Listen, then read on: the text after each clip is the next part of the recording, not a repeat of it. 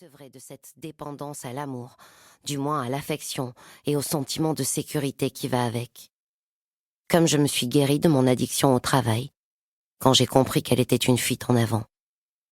Bientôt, j'embrasserai ce joyeux bordel en vertu de ce qu'il révèle de mes forces.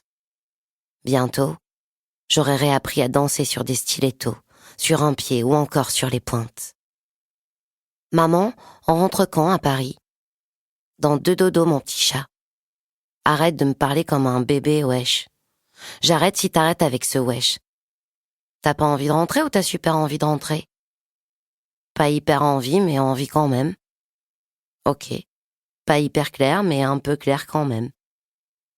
Ses sourcils se défroncent pour laisser percer cette moue souriante, qui dit à la fois « je t'aime » et « tu me saoules ».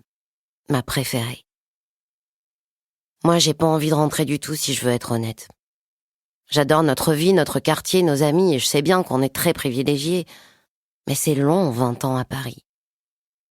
Et depuis que je travaille de la maison, même si je ne changerais ça pour rien au monde, je m'y sens un peu à l'étroit. Alors des week-ends au grand air comme celui-là, ça me retape. Je comprends. Bonne nuit, maman. Bonne nuit, mon amour. J'ai toujours ce fâcheux réflexe de confier des problèmes de grand à Ennio.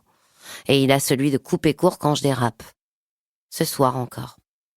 Un paradoxe n'allant jamais seul, je préfère qu'il refuse d'entrer dans la conversation plutôt que de le voir prêter son oreille au chant de ma solitude.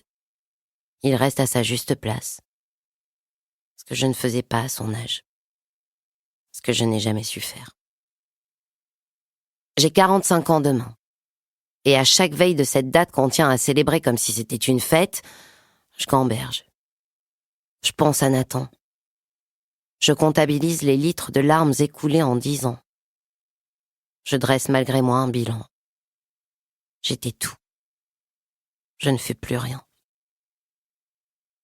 Ma boîte entrait en bourse et mon management participatif, dont tout le monde s'était moqué à mes débuts, était devenu une référence dans la tech.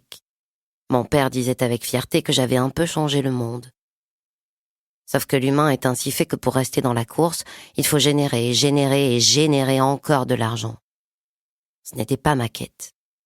Pas la vie que je voulais. Pas moi. La prise de conscience a été fulgurante, et un beau matin, j'ai jeté le bébé avec l'eau du bain. J'ai vendu mon entreprise et gardé un poste stratégique au conseil d'administration en télétravail. Coup de frein avec dérapage incontrôlé. Je n'étais plus rien. Plus rien de la femme que j'avais rêvé d'être. Incapable de m'extirper des sables mouvants. Rien de la maman que j'avais fantasmée. Calme, joyeuse, sécurisante, disponible. Rien. Rien de l'exemple inspirant auquel mon fils avait droit. Jusqu'à ce jour. Aujourd'hui, enfin, je décide de reprendre ma vie par les cornes, convaincue de ce que je mérite et de ce que je vaux. Un sursaut après des années à prendre mon élan. Non, je ne suis pas trop sensible, ni en colère, ni moche, ni inutile, ni pesante, ni paranoïaque. Non. Et je m'étonne même d'en avoir été si longtemps persuadée. Qui était cette femme qui s'était laissée enterrer vivante? Pas moi. Définitivement. Je ne sais pas si le destin m'a prise en otage ou si je me suis enfermée toute seule. Cela correspond peut-être à un équilibre nécessaire. J'ai réussi, donc je ne peux pas avoir une vie privée épanouissante en plus, sinon la balance se pète la gueule. Comme si l'univers attribuait un lot de bonheur et de malheur par personne. Et si l'on considère qu'il m'a largement servi dans nombre de domaines, alors il fallait bien qu'elle se rattrape quelque part cette foutue existence. Bien sûr, j'aurais pu partir. Rien ne m'obligeait à endurer ça.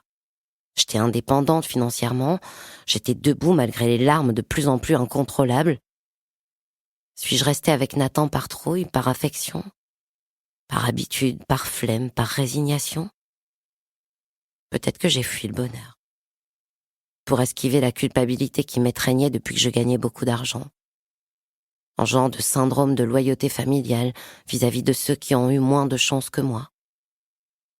Moi, contrairement à mes ancêtres espagnols, je n'avais pas dû fuir une dictature pour avoir le droit de vivre et de penser. Ni dû abandonner ma terre, ma langue, ma chair. Je n'étais plus certaine d'être encore cette femme capable de sortir la tête haute d'une situation. Livre audio complet gratuit disponible en description de cette vidéo.